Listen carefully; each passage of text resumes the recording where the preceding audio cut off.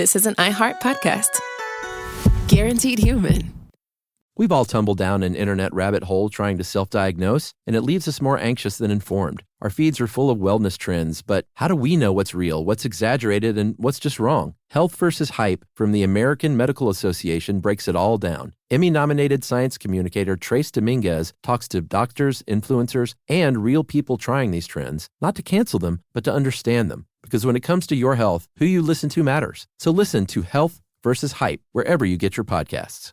Work can be a little weird. Cringy training seminars, coworkers who won't stop talking about their plant, forgetting the mute button at an inopportune moment. We have to deal with a lot on any given workday. Sometimes it can feel hard to thrive and move forward in your career. Well, that's where LinkedIn comes in. LinkedIn helps you get ideas and insights from experts in your field, connect with people professionally, grow your network, and access tools designed to help you find the right fit for your next role. Whether you're just getting started, figuring out your next move, or looking to accelerate your career, LinkedIn is built to support you at every stage because LinkedIn is the network that works for you. Visit linkedin.com/knowstuff to learn more. Welcome to Stuff You Should Know, a production of iHeartRadio.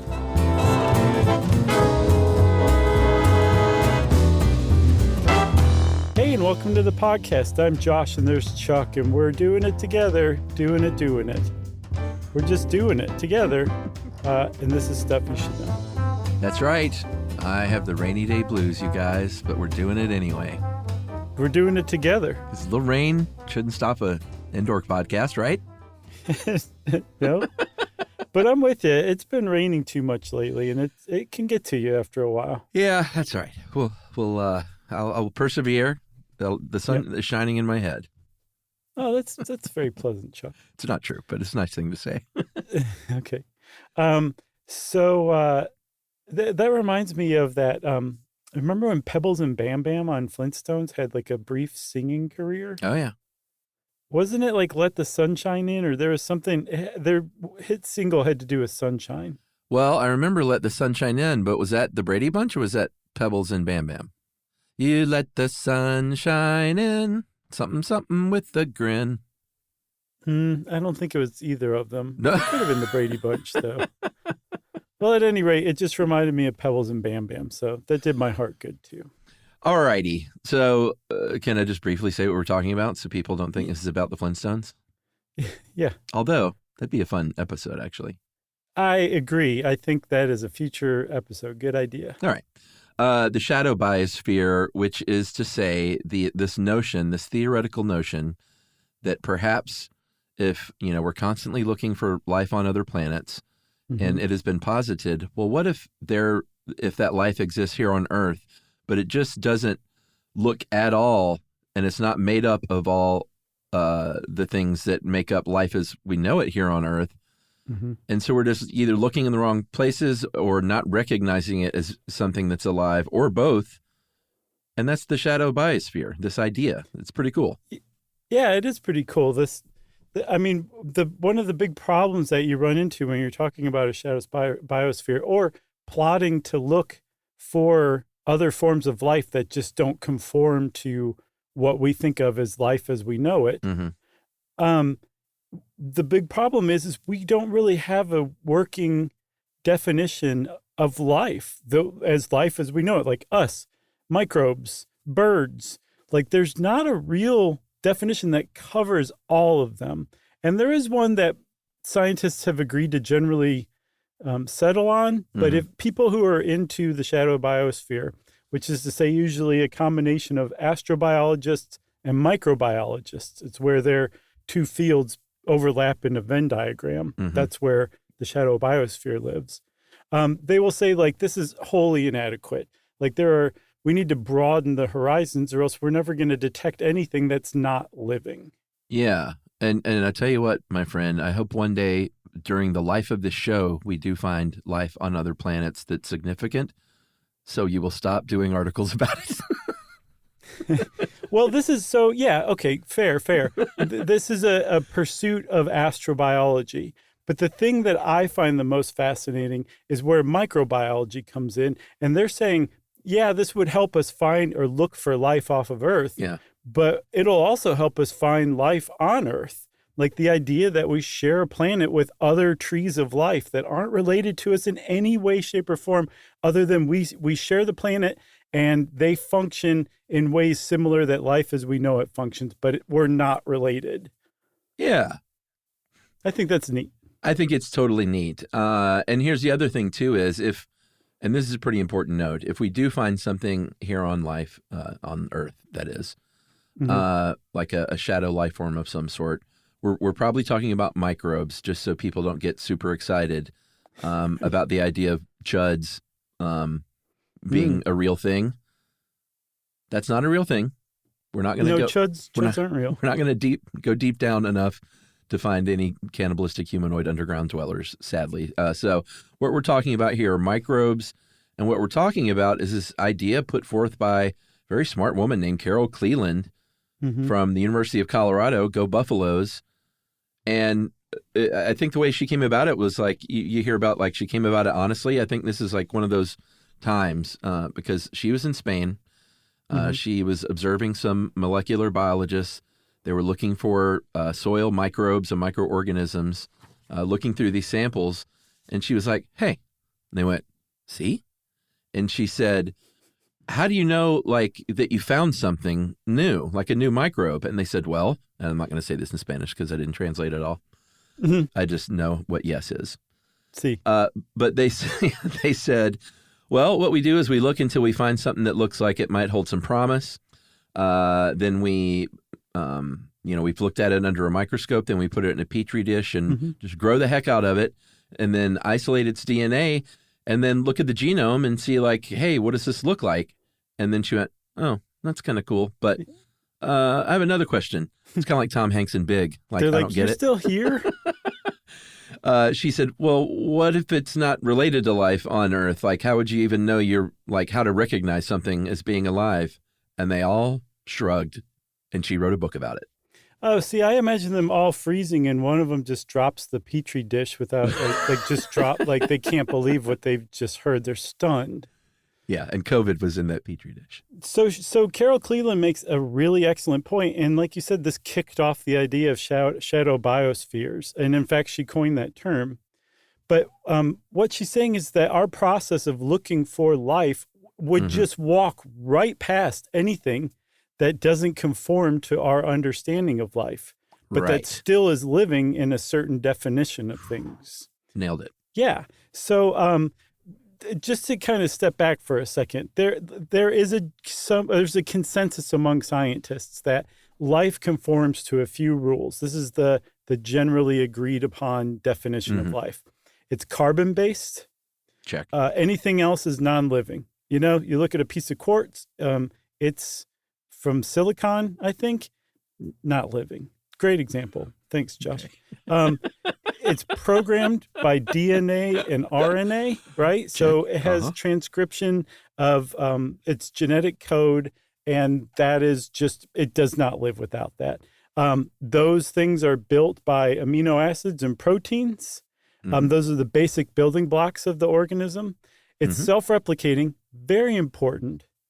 And then it also evolves according to Darwinian principles, which is to say that the best properties and traits are selected for over time. So if you put all those things together, you have a pretty good idea about life. But again, this is a really narrow definition.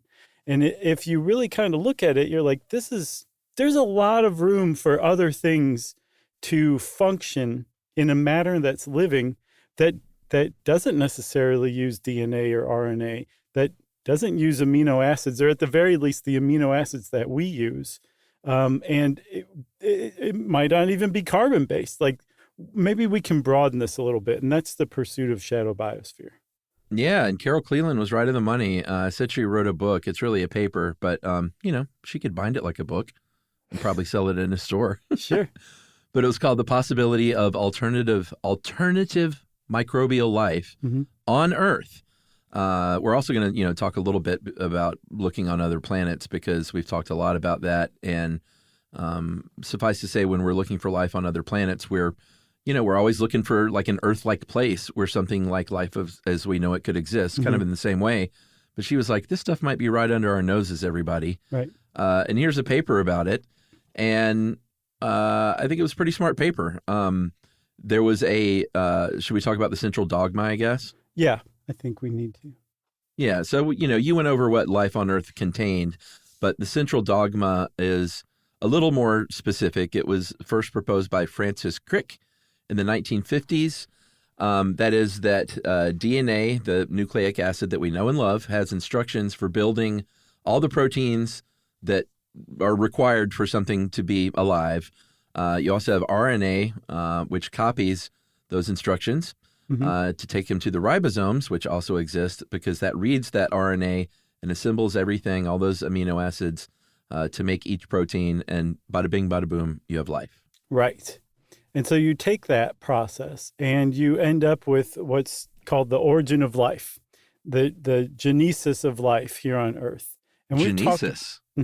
We talked about this. That's the scientific way of saying it. Well, okay. Go put on my lab coat. We've talked about this before multiple times. Remember, we did an episode on panspermia.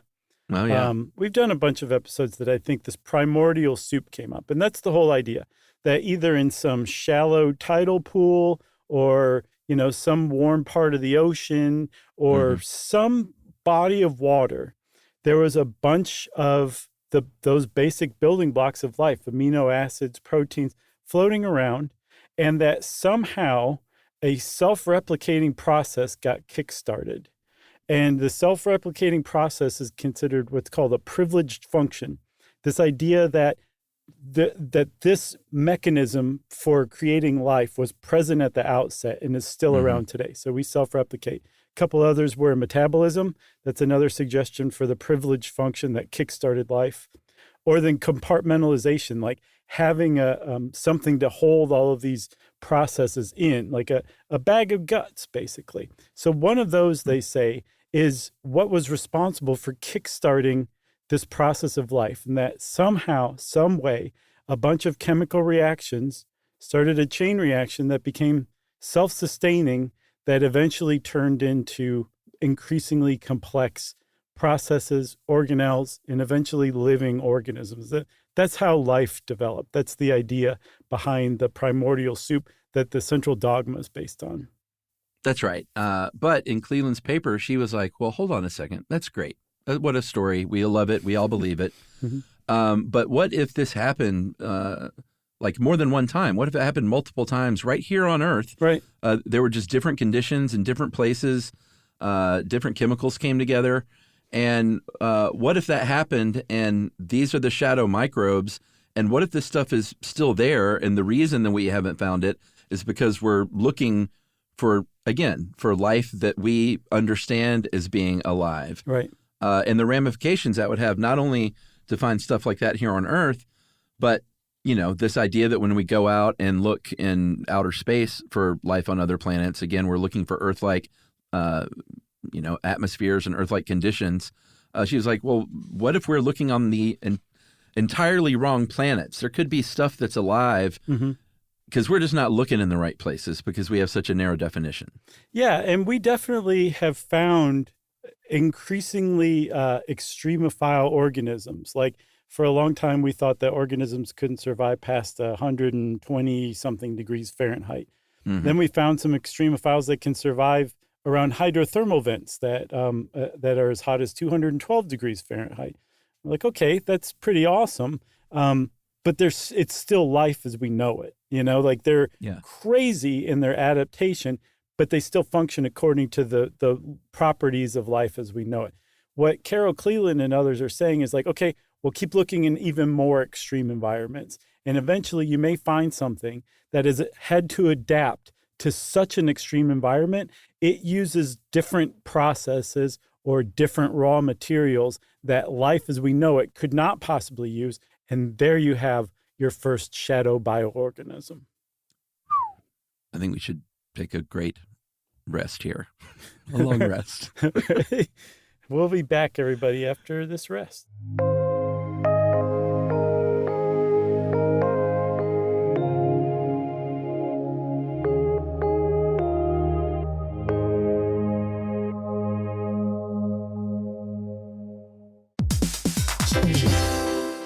Hey everybody, we're here to talk to you about Wayfair, who believes that spaces should be functional, they should be comfortable, they should be well-designed, and they can be well-designed by you with their help. Your updated space should feel more comfortable, inviting, and practical for everyday use. And we're talking about outdoor seating. We're talking about grills. We're talking about major appliances. If you need storage solutions, Wayfair can help you out. Patio lighting, rugs, decor. It is your one-stop shop for home. Yeah, I mean, it's getting nice out, so it's time to think about living outdoors for the next few months. And Wayfair knows that outdoor furniture, it's heavy, it's intimidating to assemble. So Wayfair has stepped in and said, we're going to handle the hard part so you don't have to. That's right. You can shop Wayfair Verified, your shortcut to the good stuff. And that means their team of product specialists are going to vet everything by hand using a 10-point inspection, testing things like, quality materials, functionality, and features, and even how long it takes to build that piece of furniture. And the overall experience save time, reduce hassle, and improved convenience. Patio season is here, and these deals won't last. So head to wayfair.com right now to get your outdoor space ready for way less. That's WAYFAIR.com. Wayfair, every style, every home.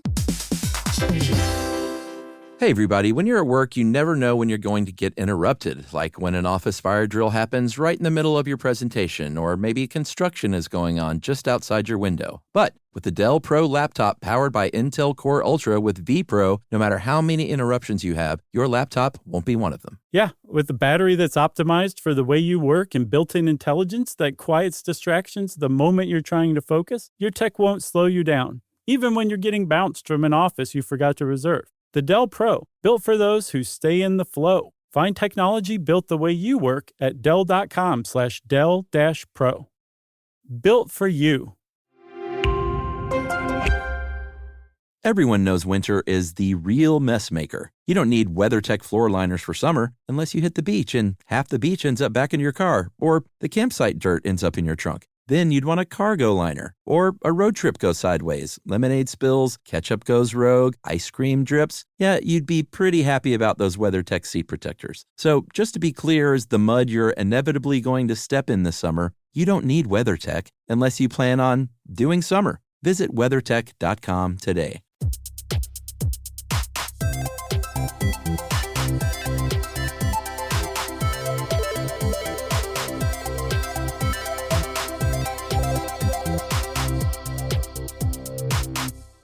And lo, the podcasters rested. Lo.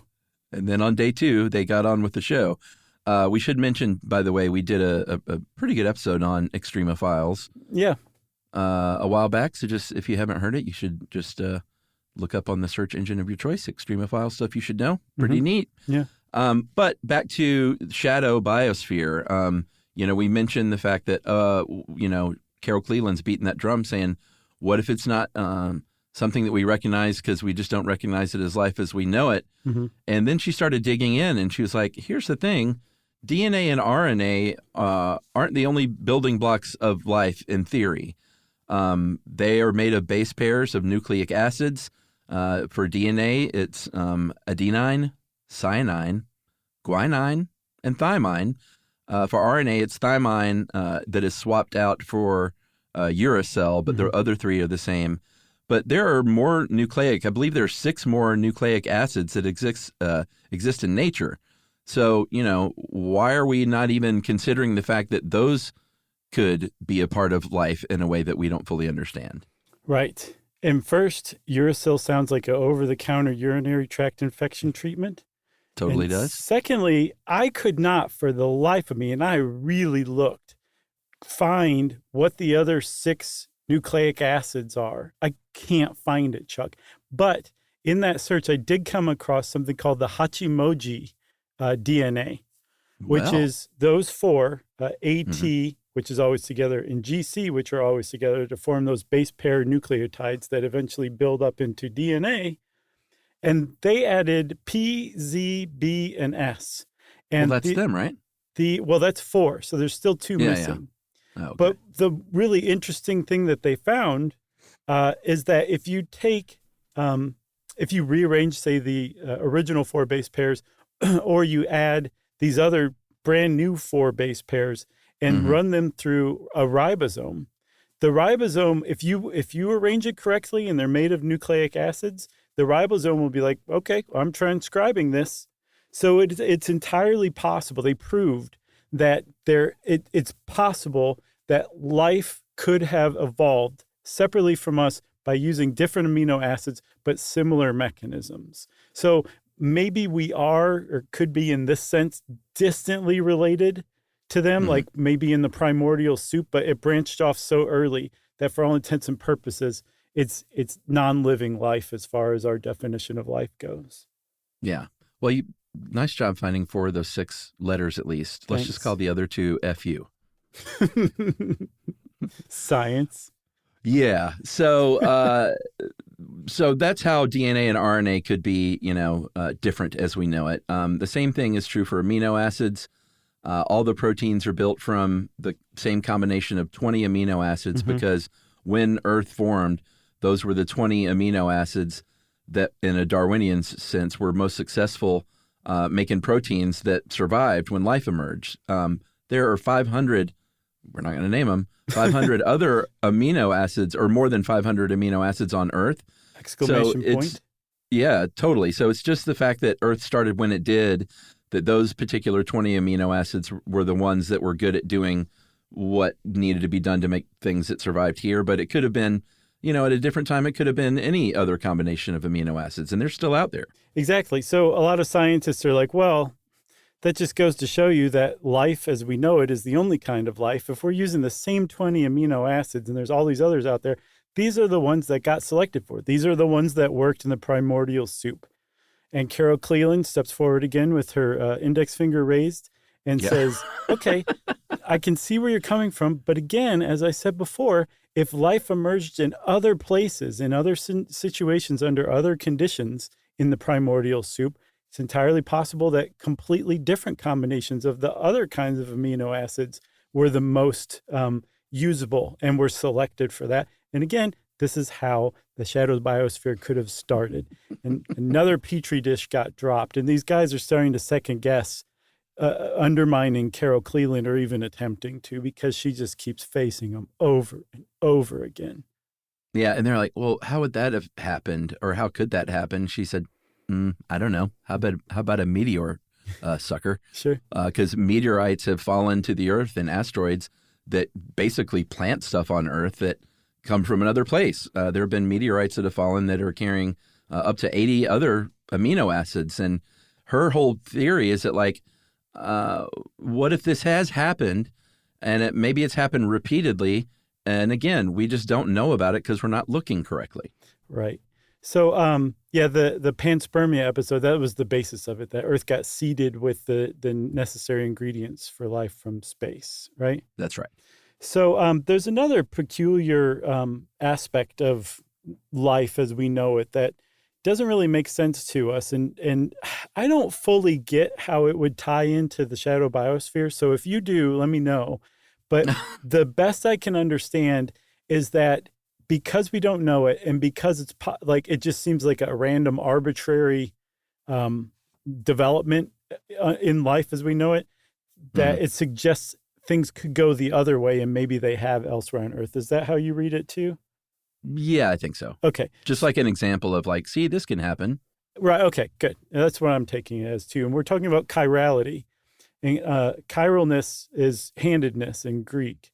You're either right-handed or you're left-handed. Or you could be ambidextrous, but that's neither here nor there when we're talking about cellular biology or molecular science, which is what this pertains to. And if you make a bunch of sugars or a bunch of amino acids in the lab, some are going to be left-handed and some are going to be right-handed. But as far as life on Earth is concerned, only left-handed amino acids and only right-handed sugars can be useful as the building blocks of life. So there's right-handed amino acids and left-handed sugars, but they are completely useless to us because all life on Earth only uses left-handed amino acids and only uses right-handed sugars, and we just don't know why. Yeah, and if this sounds like, all right, guys, what are you talking about here with these hands? It's not hands. It's the direction that their atoms are oriented. Yeah. They talk about it in terms of handedness, I think, just as I hate to say it, as a shorthand. So dumb humans like us can understand what they're talking about at least halfway. Right. And so because there's left-handed and right-handed amino acids, they are mirror images of one another. They're constructed the exact same way. They're constructed with the exact same components to make up these molecules, but they are mirror images. So if you overlay them, they're not twins, mirror images. So in exactly the same way, if you hold your hands out in front of you, palms down, so the top's up, and you just kind of hold one over the other, they're not twins. They're mirror images of one another. And that's exactly true with amino acids and sugars. They each have a mirror image. And again, only one kind is useful to life. The other ones just get spit out. So what if, again, under different conditions at some point in the past, there were organisms that learned to use the other kind, left-handed sugars and right-handed amino acids? That would certainly qualify as a shadow biosphere bioorganism. Yeah, and we have synthesized these in labs. But what's the deal? What I don't understand, if they were able to synthesize it, that means that it did already exist, but it just isn't anything that was alive? Yeah, I don't know exactly what they did. They built a cell that uses right-handed sugars. Amino acids. Yeah. And they I don't know if it was living or not. I don't think it was living, or else they would be like, we created artificial life here. I don't think anyone's ever done that. I think they just created the structure of it. Like if there was something like a cell that used that kind of stuff, this is what it would be structured as. And the whole reason they built it was to try to attract things like chiral viruses that function using the opposite stuff that we use for life. It was a honey trap is the way that they put it. Like they take it out to a club and set it on a bar table, and they're like, hello, everybody. Exactly. Here. Right. So nothing came along and took the bait, but that doesn't mean it's not there. The better argument against things like that living, if you ask me, that I ran across, is that if you did have something like that could consume other things, it would have no natural predators. It would not be able to be infected by any of the known viruses we have. It would be unstoppable, and it would replicate in such an unchecked manner that it would apocalyptically destroy the food web based on whatever, one microbe that it feasted on. And because that's not happened, there's a pretty good chance that there's no such thing as that. Yeah. I guess now we can talk a little bit about the last universal common ancestor, or the LUCA, which is the idea that all life on Earth can be traced back to this very first functioning cell that started the whole party. If we believe in something like the shadow biosphere, there can still be a last universal common ancestor, I think, in terms of what created our life. But we have to consider the fact that there were multiple genesis that happened at a certain point. And, maybe they just didn't evolve because, part of that opening four things that we talked about was that things evolved in a sort of the Darwinian sense that we recognize. Right. But the idea of the shadows biosphere is maybe these things did occur at various sort of calm periods on Earth where there weren't, ice ages, or it wasn't being bombarded by asteroids, and that they're still there. They just never evolved. They're just sort of trapped. Yeah, that's one example. There's another explanation that they might be in places we haven't explored yet. So like there could be, life on the surface of Earth, and then we find microbes all the way down to some, level, and it gets too hot for them, and then it's a dead zone. Well, maybe beyond the dead zone, there's these, shadow biosphere organisms. And then another argument I saw against the idea. So a lot of scientists are like, sure, it's entirely possible there were different origins of life, but the other ones sputtered out. Only ours continued on. That's not a very controversial idea. What's controversial is that it didn't sputter out, that they just evolved and we share Earth with them, right? But a lot of the arguments against that state that, okay, well, maybe it did make it beyond the sputtering stage, and it was, we shared the primordial soup with it, but it got absorbed into us, and now it's a part of us, but, not really anymore. And that misses the point, because what they're talking about is lateral gene transfer, where, like, say, one cell just takes over another cell, and they share DNA from that point on. that's totally missing the point. Like that would not be a shadow organism. It'd be an early additional ancestor to us. This is stuff that we couldn't possibly have, mixed with to become us, or else it wouldn't be a shadow bioorganism. It would just be another component that created life as we know it. That's right. And lateral gene transfer was totally an a cappella singing group from the 70s, a gospel group. Oh, led by a guy named Gene. Nice. Nice. Yeah. Wow. I've got the record. It's not even a joke. Are you kidding? You're not kidding? Ha! I got you. Wow, you did get me. That was good. Finally. Well, the Sweet 70s were revenge. pretty wacky, so.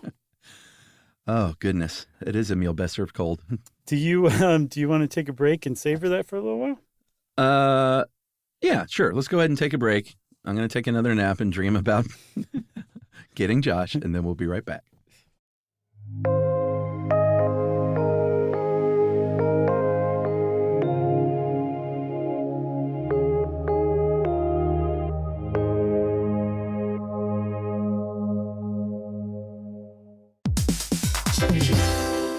Hey, everybody. When you're at work, you never know when you're going to get interrupted, like when an office fire drill happens right in the middle of your presentation, or maybe construction is going on just outside your window. But with the Dell Pro laptop powered by Intel Core Ultra with vPro, no matter how many interruptions you have, your laptop won't be one of them. Yeah, with a battery that's optimized for the way you work and built-in intelligence that quiets distractions the moment you're trying to focus, your tech won't slow you down, even when you're getting bounced from an office you forgot to reserve. The Dell Pro, built for those who stay in the flow. Find technology built the way you work at Dell.com/Dell-Pro.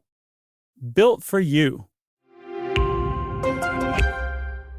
Everyone knows winter is the real mess maker. You don't need WeatherTech floor liners for summer unless you hit the beach and half the beach ends up back in your car, or the campsite dirt ends up in your trunk. Then you'd want a cargo liner, or a road trip goes sideways, lemonade spills, ketchup goes rogue, ice cream drips. Yeah, you'd be pretty happy about those WeatherTech seat protectors. So just to be clear, as the mud you're inevitably going to step in this summer, you don't need WeatherTech unless you plan on doing summer. Visit WeatherTech.com today. Our listeners love puzzles, paradoxes, and hidden patterns almost as much as we do. On TikTok, those fascinations come to life. People are breaking down physics, exploring geology, and explaining why the world works the way it does. You'll see impressive experiments, explanations that finally make sense, and connections you didn't expect. It's like having a lab, a lecture hall, and science museum in your pocket. TikTok is where wonder is shared, where curiosity turns into discovery, and where millions learn something new every day.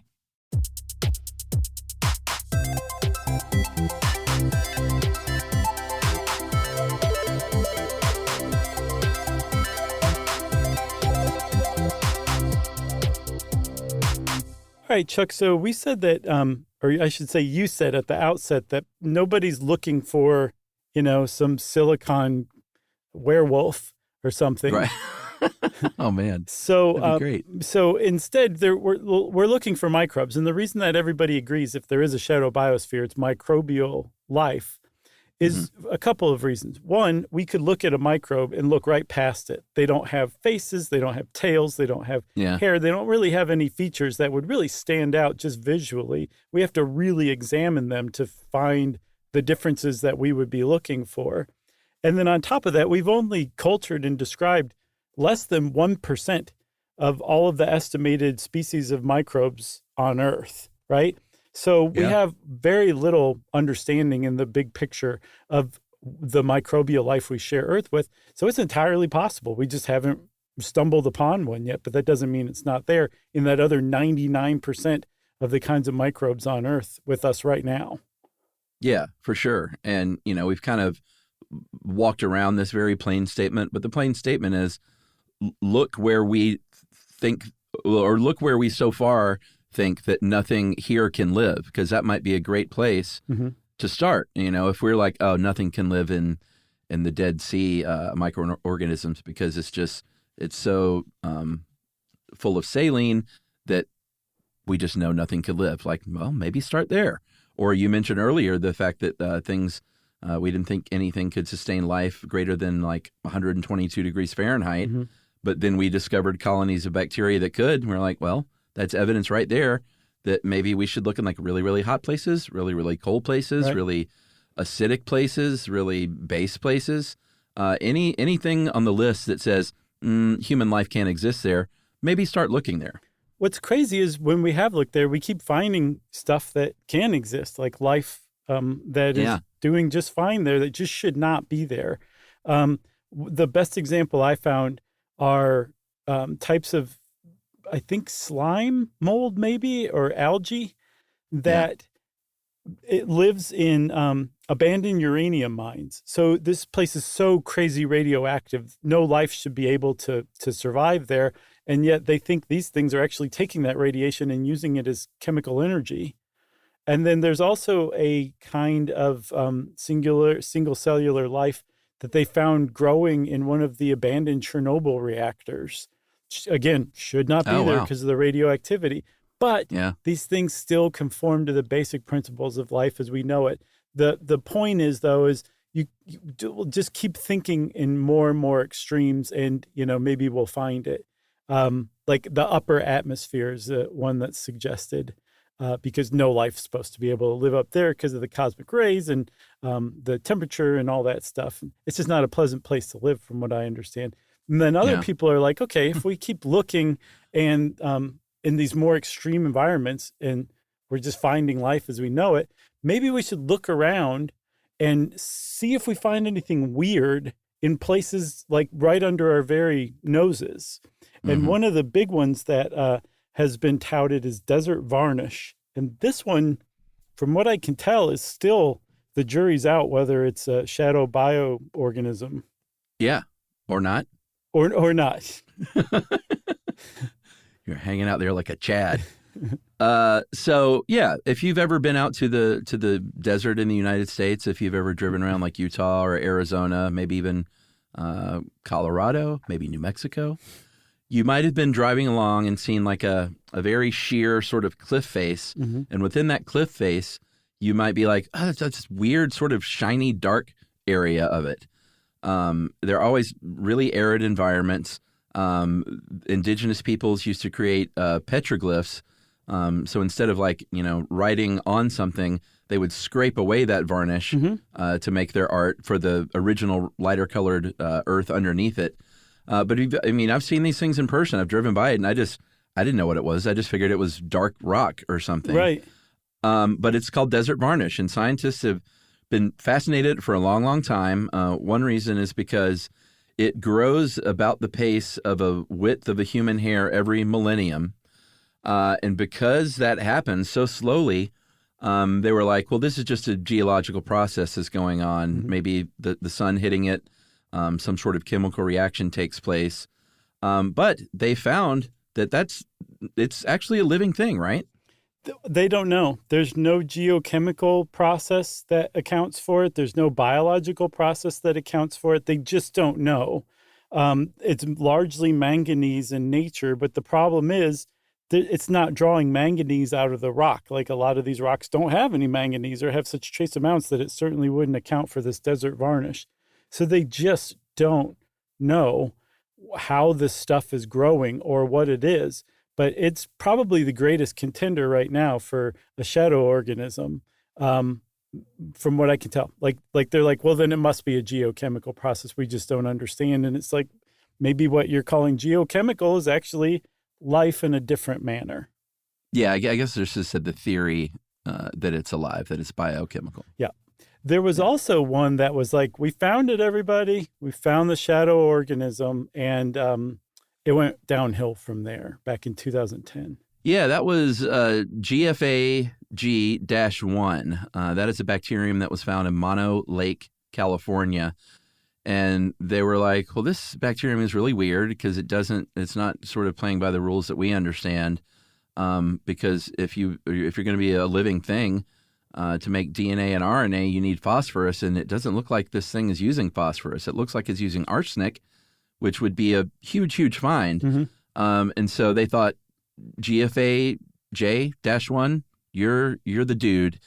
And everyone was really hot on this idea. And then they did follow-up experiments and very sadly found out that it used very, very, very small amounts of phosphorus. and it just wasn't instantly evident. So they were like, all right, just another extremophile that's that we understand. Yeah, now we know. And Still cool. That's another benefit of it. Like we're finding stuff because we're out looking for shadow life. We're finding other life still too. So that's, I mean, it's not like they're like, oh, another extremophile. It's never been seen in the history of humanity. Just junk it. That's an interesting way that you pronounce that. I've been in my head pronouncing it Gafage Uno.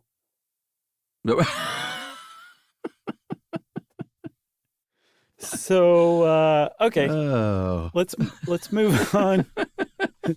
Let's move on to life with a Y, Chuck, because I think that's a good next place to start. Yeah, there's a guy. Well, here's the idea: is that like, hey, maybe we should just accept the idea that life isn't all we think it is, and maybe it's broader than that, and maybe we just need another definition, lyfe. And I think that was put forward by an astrobiologist named Stuart Bartlett, not Bartlett, just Bartlett. Sure. And he said, well, maybe that is the LYFE definition is just any system, and this is a quote, any system that fulfills all four processes of the living state, namely dissipation, catalysis, either one, catalysis, homeostasis, and learning. Yeah. So just to get into it real quick, dissipation means that it dissipates energy or something like waste byproducts like heat.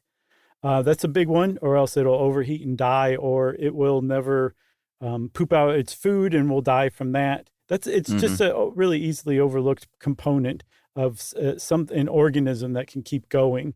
Also, it needs to be able to make more copies of itself. That's the autocatalysis. Sure. That's important because what it's doing is it's creating a process that creates another version of itself and also a product that triggers that process over again. So it can just keep going.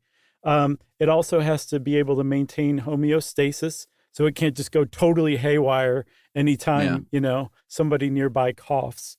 And then lastly, it's got to be able to record information about the environment. Like this is how you keep from going haywire when somebody coughs. And it can be encoded in some way, shape, or form so it can be passed on to the replicants of itself. Yeah. That's life with a Y. And I think that's exactly the kind of broadened definition that we need. And the other thing about life with a Y, that includes life with an I, like life as we know it. And just saying life with an I is so much less clunky than life as we know it. And it falls under a larger umbrella. So it's a broader definition that includes life as we know it, but also potentially includes members of the shadow biosphere as well. Yeah. And what this potentially means is if there is life with a Y here or elsewhere, that means that kind of anything is possible. It doesn't mean that, hey, there's intelligent life out there, but it doesn't mean there's not. I mean, it would certainly kind of inch us toward that idea in a very real way if we found that there is a different kind of life we just never understood before here or elsewhere. There's a astrophysicist named Paul Davies, really smart guy, obviously, who has done a lot of scholarship work about intelligent life elsewhere. And he talks about timing a lot. Like, Earth happened the way it did. And this is kind of like what we touched on earlier. Earth happened the way it did because of the timing of it all. We've been around for about 4.5 billion years, and we won't be around in about 1 billion years. Like the Earth will be scorched, basically, by the sun. And it was just sort of cosmic luck that everything evolved when it did, as it did, because there's a kind of a short window in the grand scheme of things between when something starts happening and being able to get to the point where you have like intelligent life like human beings and the planet being scorched or being blasted away by a large rock. Yeah. So Paul Davies' argument kind of suggests that life is probably pretty rare, if not singular. Like we do know that life emerged once in the entire universe that led to us and all life as we know it. But that's it. We don't know that life emerged anywhere else, any other time, including on Earth. And that's one of the things that would make detecting a shadow biosphere so amazing is it would essentially immediately say the universe is teeming with life. If life developed two different ways on the same planet, that strongly suggests that not only is there life elsewhere in the universe, but that biology is as immutable a cosmic or universal law as physics or chemistry, right? That if you have even just a few components put together that gives rise to life, biology is going to take over and life will arise. That's ultimately the most exciting thing that gets scientists jazzed about looking for the shadow biosphere, is what the implications it will have about us sharing life elsewhere in the universe. Yeah, totally. Pretty cool stuff, huh? Yeah. I like it, Chuck. I'm glad that we did this. Thanks for doing it with me. It was fun. We got through it. Yeah, we did. Well, since we got through it, everybody, that means it's time for listener mail. I'm going to just read this one from Joel because it's kind of just a fun little ditty. Hey guys, well, I guess it's not a ditty, it's a story. First off, I want to say thanks for all the work you do to create an enjoyable and informative listening experience. I've been a casual listener since 2018, and your show has positively redirected the course of my day or staved off boredom through long winter nights because I live on Salt Spring Island, BC, off the coast of Vancouver Island, and work at a golf course there. Today I was mowing the fairways on a wet and dreary morning. I put on the Manson Murders podcast and relaxed into my work.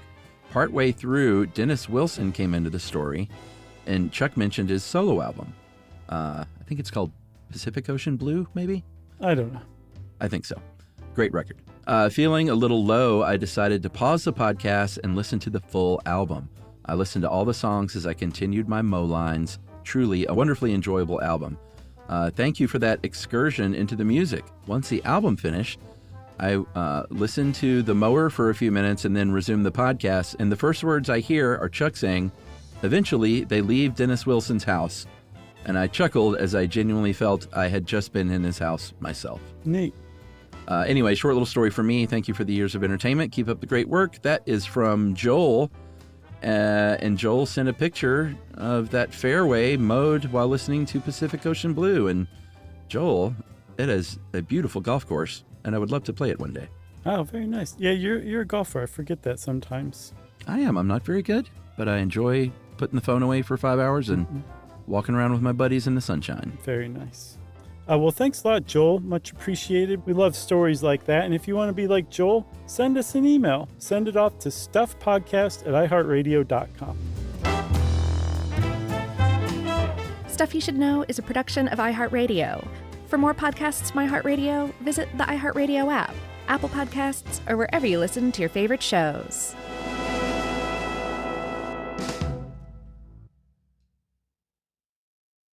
Hey everybody, there's a lot of noise in the business world today. Leaders like you need clear insights from professionals you can trust. Navigating Beyond the Expected is a new podcast from Truist Securities featuring conversations with investment banking experts at the center of financing deals in manufacturing, healthcare, entertainment, and more. It's practical advice for leaders who need to know what's coming next. Subscribe at truist.com/Beyond Podcast. Copyright Truist Securities Incorporated, member FINRA and SIPC. Geico presents a 30-second podcast between your podcast. Today's story is shared by one of our listeners. It's called Betrayed by Bill. It was in that moment I caught who was staring back at me in betrayal, or more like what? My insurance bill. With trembling hands, I grabbed my phone and switched to Geico, saving about $900 in the process, and never to be betrayed again. Now that was bloody riveting. It feels good when the story ends with savings. It feels good to Geico. Every parent should know the car ride soundtrack. Are we there yet? How much longer? I'm bored. Well, if you're taking an extensive car ride anywhere and you've downloaded the Lingo Kids app prior to leaving the house, you may experience something strange, right, Chuck? That's right. You may experience silence from the back seat. Your kid may go an entire car ride without asking once if they were there yet. How about that? And by chance of miracle, they may even ask if you could drive longer. Yeah, that's the magic in Lingo Kids. Over 4,000 interactive games, songs, and shows, including their favorite Disney characters. It turns the longest drives into the easiest ones, and honestly, you won't understand why you didn't download it sooner. That's right. Lingo Kids is the #1 entertainment platform for young kids, and it's free to download. Or go plus with the Lingo Kids subscription and unlock even more content your kids won't be able to get enough of. You can save up to 60% on the yearly plan. Just search Lingo Kids in the App Store or Google Play. Lingo Kids, everything kids love. This is an iHeart podcast. Guaranteed human.